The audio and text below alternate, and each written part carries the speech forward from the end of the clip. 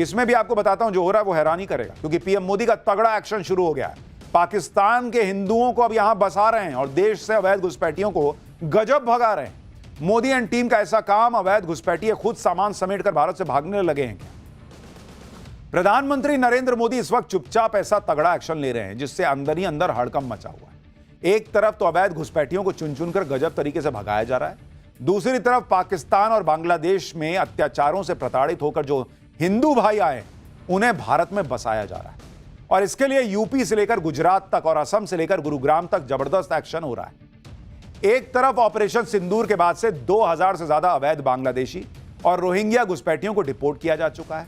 दूसरी तरफ सीए यानी नागरिकता संशोधन एक्ट के तहत हजारों शरणार्थियों को भारत की नागरिकता दी जा चुकी है और यूपी में 2000 से ज्यादा हिंदू शरणार्थियों को जमीन पर मालिकाना हक देने का प्लान बन चुका है। आज पाठशाला में अवैध घुसपैठियों को देश से भगाने और वैध हिंदू शरणार्थियों को देश में बसाने की पूरी डिटेल आपको बताऊंगा, लेकिन पहले एक झलक देखिए।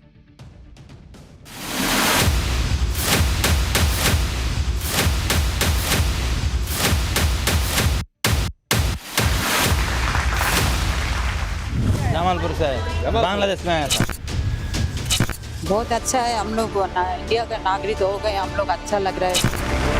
बहुत अच्छा लग रहा है, गर्व महसूस हो रहा है। जो घुसपैठ करके आया है, न्याय संबद्ध कार्रवाई होती रहेगी।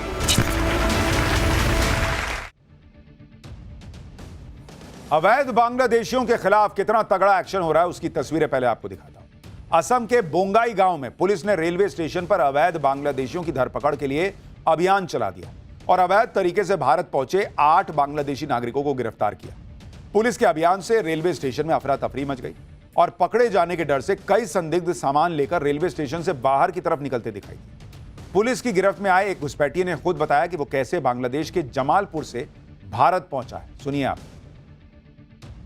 जमालपुर से है, बांग्लादेश में आया था। बांग्लादेश से इधर आया था? मैं बांग्लादेश जा रहा था। बांग्लादेश से आया था। बांग्लादेश जा रहा था? नहीं आया था।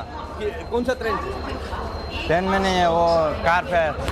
कार पे? बांग्लादेश से मेघालय के घुसा? हाँ। कहाँ से घुसा? वो पता नहीं है वो कहाँ से। वो सिक्योरिटी नहीं था? असम के मुख्यमंत्री हेमंत बिस्वा शर्मा कई बार साफ कर चुके हैं कि उन्होंने असम की जमीन का एक इंच हिस्सा अवैध बांग्लादेशियों से खाली कराने का संकल्प ले रखा है।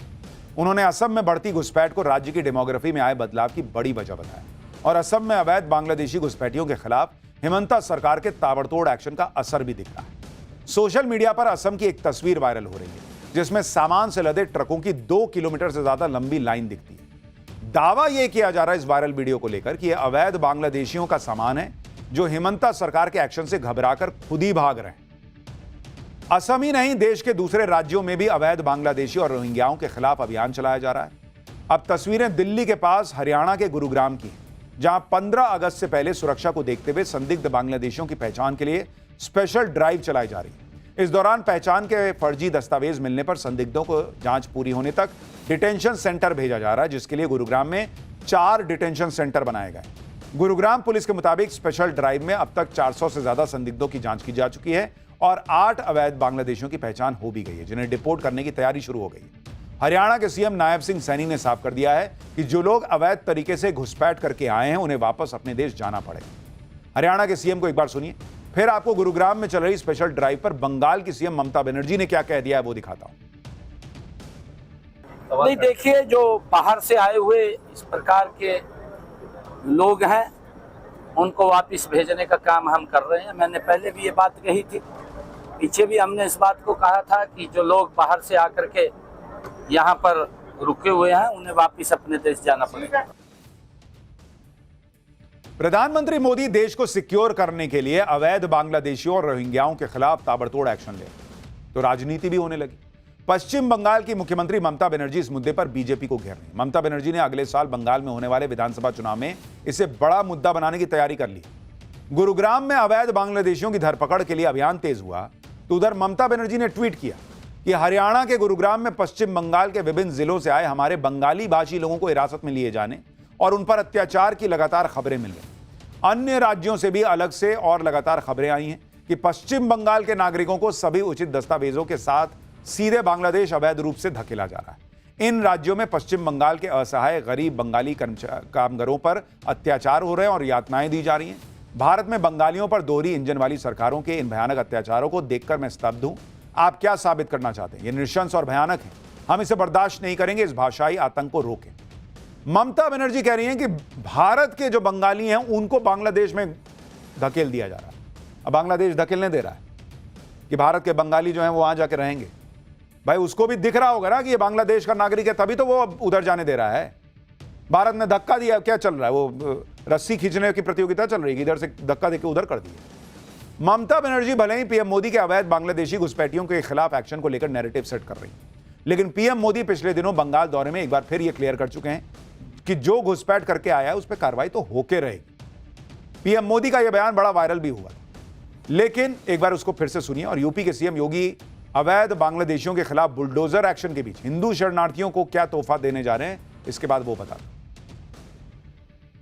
जो भारत का नागरिक नहीं है, फिर से सुन लीजिए, जो भारत का नागरिक नहीं है, जो घुसपैठ करके आया है, उसके साथ भारत के संविधान के तहत न्याय सम्मत कार्रवाई होती रहेगी।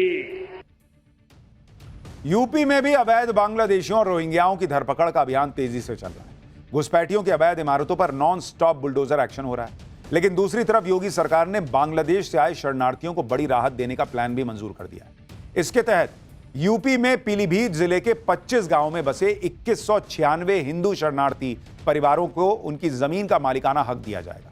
इसके लिए सीएम योगी आदित्यनाथ ने निर्देश जारी कर दिए हैं और जरूरी कागजों की जांच के बाद इन शरणार्थियों की 60 साल से ज्यादा पुरानी मांग पूरी होने वाली है, क्योंकि ये शरणार्थी अब उस जमीन के मालिक हो जाएंगे जिस पर वो रह रहे हैं, खेती कर रहे हैं।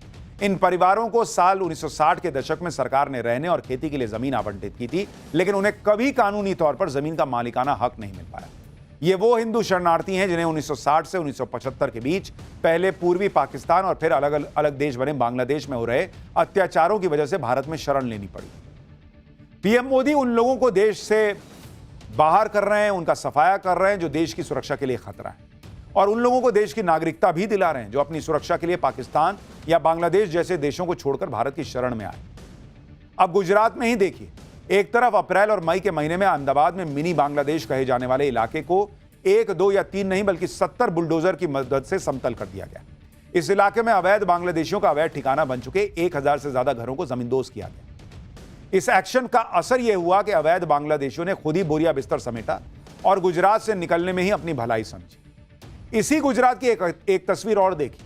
आज राजकोट में गुजरात के गृह मंत्री हर्ष सांघवी ने बांग्लादेश और पाकिस्तान से आए 185 हिंदू शरणार्थियों को भारत की नागरिकता के सर्टिफिकेट बांटे। इन सभी लोगों को CAA यानी नागरिकता संशोधन एक्ट के तहत भारत की नागरिकता मिली है, जिसे पीएम मोदी ने तमाम विरोधों के बाद भी संसद से पास कराया। सुनिए कि भारत की नागरिकता मिलने पर सालों से इसका इंतजार कर रहे हिंदू शरणार्थियों ने क्या कहा और कैसे गुजरात के गृह मंत्री ने इसके लिए पीएम मोदी का आभार जताया। बहुत अच्छा है, हम लोग इंडिया का नागरिक हो गए, हम लोग अच्छा लग रहा है। और यहाँ 2010 में आई हूँ, 15 साल हो गए हमको, बहुत अच्छा लग रहा है, गर्व महसूस हो रहा है। यहाँ पर मुझे मेरे बच्चों का भविष्य अच्छा लग रहा है और मुझे लगता है कि मेरे बच्चों का भविष्य आगे बढ़ेगा और जो सुविधा सबके बच्चों को मिलती है मेरे बच्चों को मिलेगी। पाकिस्तान से अपनी सुरक्षा के लिए भारत में आए हुए 185 लोगों को भारतीय नागरिकता दी गई है। मैं देश के प्रधानमंत्री श्री नरेंद्र भाई मोदी जी का बहुत बहुत आभार मानता हूं, जिन्होंने CAA कानून लाने के माध्यम से आज ऐसे हजारों हिंदू, सिख, ईसाई, बौद्ध, जैन जो पाकिस्तान, बांग्लादेश और अफगानिस्तान से खासतौर पे भारत आए हुए इन सभी लोगों को CAA के माध्यम से उनको नागरिकता मिल रही है। यानी एक तरफ अवैध नागरिक देश से भगाए जा रहे हैं और पाकिस्तान और बांग्लादेश में जो हिंदू थे जिन्हें प्रताड़ित किया गया, जो भारत में शरण लिए हुए थे, उन्हें भारत की नागरिकता दी जा रही है।